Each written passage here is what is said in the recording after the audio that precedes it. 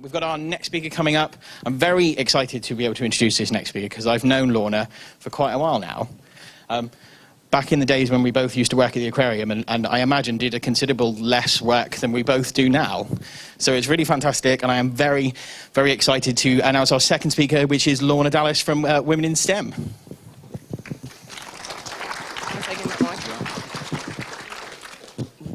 Thank you very much. Right, let me just arrange myself. Thank you very much, Gary. Yes, a scarily long time ago that we were working at the aquarium. Not going to think about that. Moving swiftly on.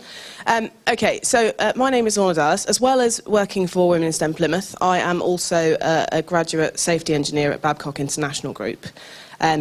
Women in STEM Plymouth, which is who I'm kind of representing here today, are a local voluntary organisation that I'm hoping most of you have heard about from my previous appearances, not least at the Plymouth Conference not that long ago.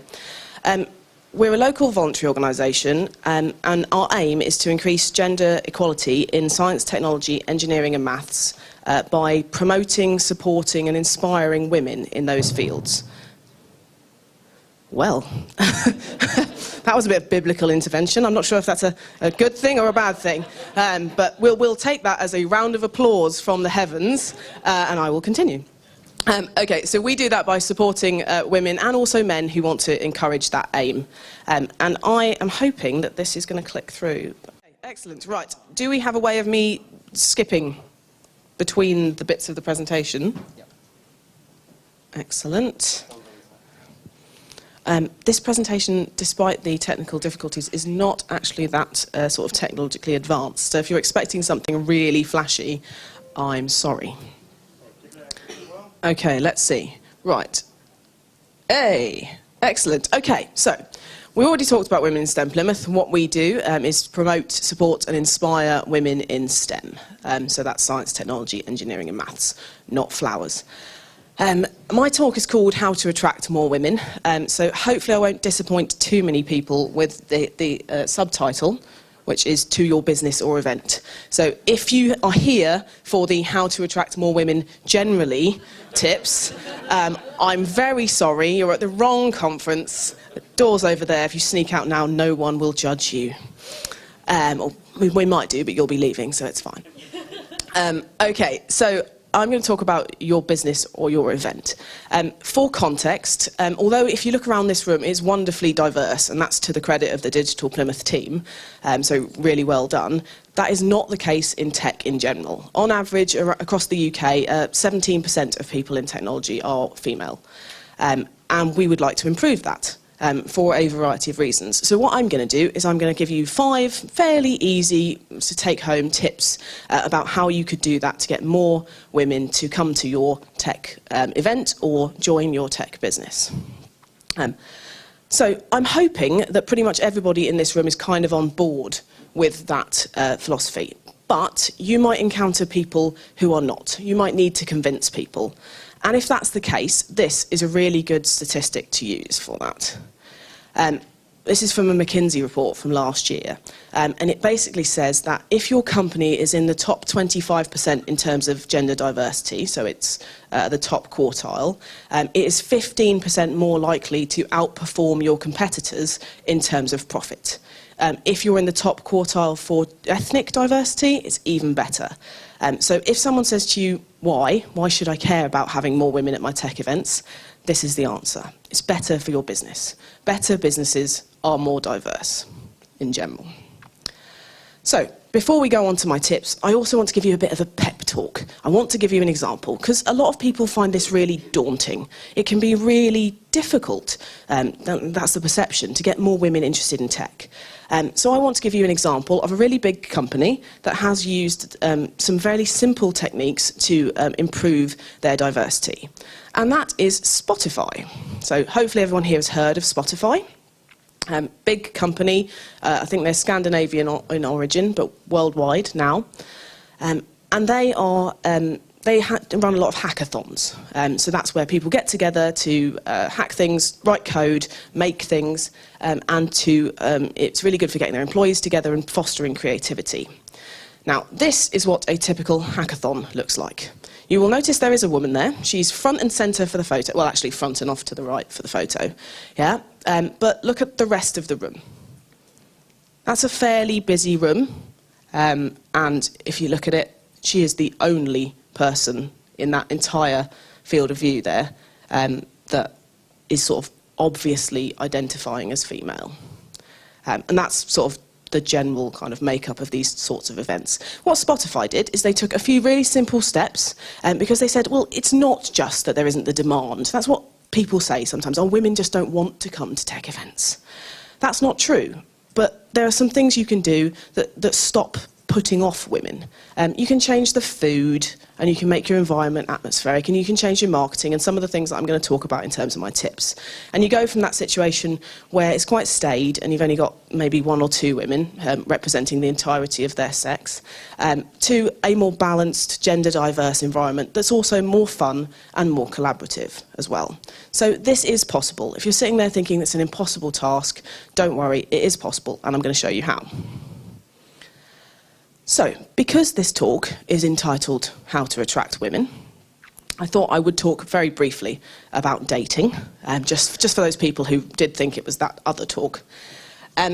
Because I'm going to talk to you not only about some of the sort of things that you should do, so if we go back to dating, that might encourage people, so best practice, things you should do more of, but I'm also going to talk a little bit about some things that you should probably do less of.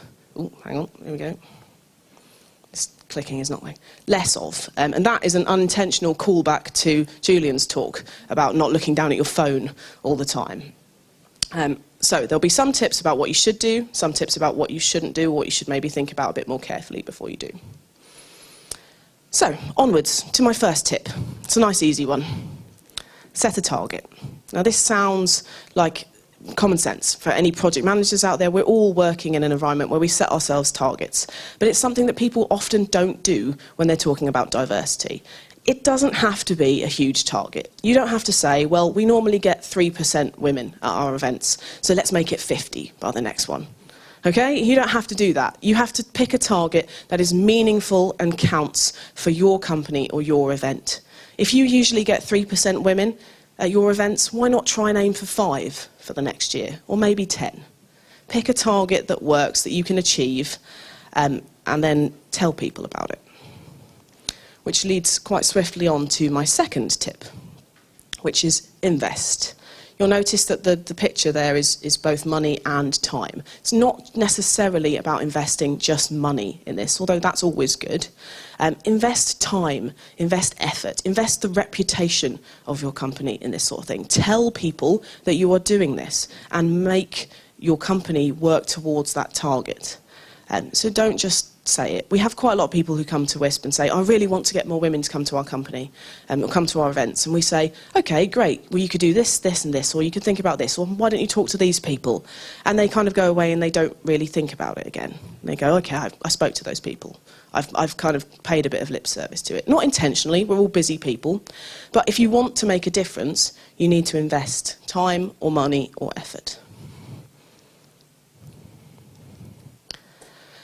Watch your language is the next tip, and I don't mean don't swear in front of ladies, which I get a lot at work. Like, oh, sorry, didn't realise you were there, love. Thanks. What I mean is that there is, in fact, a lot of research that suggests that the way that we communicate with language is powerful and it has an impact. Now, that impact can be positive. It can make people buy something or engage with your company, or it can be negative. It can put people off unintentionally. There is research that shows that roughly half the population tend to define themselves when they're asked about themselves or their job in terms of verbs. So they say things like, I fix things, I solve problems. And then that half of the population very roughly tends to be men. It's not necessarily innate, it's partly to do with how our society frames what it is to be a man and what it is to be a woman, but that's half the population. The other half of the population, which roughly aligns with most women, tend to define themselves in terms of adjectives. So I'm kind, I'm honest, I'm good at communicating. And if your marketing goes for either one of those two extremes, it will put off the other half. And if you think about the way that technology and STEM and things tend to sort of define themselves, we tend to use a lot of verbs. We tend to talk about what we do, not who we are. And that can make a powerful difference. It's the difference between defining your job in one of two ways. So these are both descriptions of my job, what I do when I'm not working for Women in STEM Plymouth. So I write technical reports, gather data and make conclusions about the safety of systems. My job enables us to maintain the Royal Navy's fleet of submarines, which are vital to our armed forces. That's one way that you could describe what I do every day. I could also say I am a people person who's part of a large team. I'm a good communicator, and I have to be in order to have attention to detail to ensure that people in the Royal Navy and the local community remain safe. Two descriptions of exactly the same person and exactly the same job. What you want to aim for is something in the middle, or alternate, or incorporate both different ways of speaking. Okay? It's a really simple thing, but if you're talking like the left, then you're putting off people who think like the right. And if you're talking like the right, you're putting off people like the left. So just think about the way that you speak and communicate. What's your language? Leading on from that, this last one sounds surprising.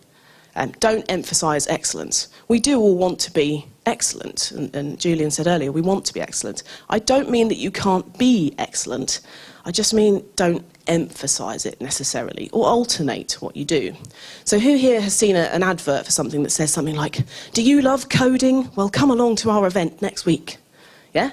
What about if you don't love coding? What about if you haven't tried coding but you'd like to give it a go? What about if you have a sort of love-hate relationship with coding, which I'm sure quite a few of you do? Yeah? Okay, so you're, again, excluding people, not intentionally, but just by the language that you use. What about job descriptions that say, we want an experienced professional? Well, what about if you don't think you're experienced? You might have lots of experience, but you don't think you do. Women and girls are far more statistically likely to undermine their own performance and to underappreciate themselves. There's research that shows that if you have a group of girls who are about to take a maths test, all you have to do to lower their scores is remind them that they're girls. Morning, girls, time for the test, and those scores will plummet. So you're talking about a subset of the population that has a confidence issue, or can do in general terms. So don't emphasise excellence. Be varied. It can even be something as simple as saying, oh, we've got an event for coding in 2 weeks' time, we're going to have a workshop on Python or something like this. And then, but if you haven't done this before, come to the tutorial session 2 weeks before. And that just opens it up to that many more people, makes things a little bit more accessible. So, last tip, hopefully this is all fairly easy so far. This one is not. This one is a little bit more difficult. So, sexism. See it, say it, stop it. It sounds obvious, and for some things it is. So, I just like to do a little survey. Put your hand up if you've heard anyone in the last week or two at work or at home say something like, women are rubbish at coding, or oh, women don't do that. Okay, few. Excellent. I would like to think that everyone in this room could step up and challenge that sort of statement. And thankfully, those sorts of statements are quite rare these days, rarer than they used to be. But we know that's sexism, and we can intervene, and we can say, no, actually, I think you'll find that women are just as likely to be good as that as men are, or whatever it happens to be. Another survey. Put your hand up in the last couple of weeks, you've heard someone say something like, well, women are more nurturing, aren't they? They like to be around kids. Or, you know, women in their handbags, their shoes, or something like that. Some sort of generalisation, okay? And there's a few people nodding who haven't put their hand up. Okay, that's a lot more common. That's benevolent sexism. It's a lot more difficult to call out because people generally don't think they're doing anything that's harmful. It can be harmful. It's insidious, and it can really cause problems, because if you say women are nurturing and we have a stereotype that tech isn't nurturing, then you're automatically putting people in two different boxes. So be careful. Make your company a safe space for the women that are already there, and then more women will come. It's kind of like Field of Dreams. If you build it, they will come. Okay, so those are my 5 tips. Some of them easier than others. But if you struggle with any of those 5 tips, thankfully there is a 6th hidden tip, a tip for free, which is ask for help. Change is really hard, This is a quote from Project Include, which is a really good resource for ways of increasing diversity in tech. Lots of really good case studies. They've got some really good information. Change is hard. If you don't know how to do any of these things, if you've looked at those 5 tips and thought, okay, that stuff about language is really interesting, but where do I even start? There are people that you can ask. And you guys in Plymouth are really lucky. Because not only do you have access to a national campaign called WISE, Women in Science and Engineering, they also cover tech and maths, just doesn't make as good an acronym. They have apprenticeship toolkits for getting young people into business. They have information on how to retain, support and attract women. They have statistics that you can use for those awkward conversations in the pub where people go, well, women have equality now, don't they? And you go, they also have a thing called People Like Me. That's all to do with that language. It's a careers tool for young women in secondary school that uses adjectives to point them towards careers that they might not have thought of because they're thinking, well, I'm a good communicator. Why on earth would I work with submarines? Yeah, which is what happened to me. But you're even luckier than that, because in Plymouth, the National WISE campaign has one of our local hubs, which is Women in STEM Plymouth. And obviously, I'm a little bit biased, because I'm the chair of Women in STEM Plymouth. But if any of those things are of interest to you, come and talk to us. Come and talk to me at this event. Like, ask your questions. We don't judge. We just want to help people. We want to make things better for women and for men that support women in Plymouth. You can find us on all the various social media and on the web there as well. So, hopefully you have learned that you need to set a target, invest, watch your language, don't emphasise excellence, ask for help and stamp out sexism. I put this up when I thought, I need to summarise my talk. I'll put them in the list and it'll spell out a lovely word. So when you think back on this talk, remember sewer does. Okay? That's catchy. Can everybody remember that? Because what you want to do is move from a situation where your events look a bit like this to where they hopefully look a bit more like this. Okay? Thank you very much to all of our sponsors and to everyone that helps Women in STEM Plymouth. And thank you very much for listening. Sorry for the technical issues.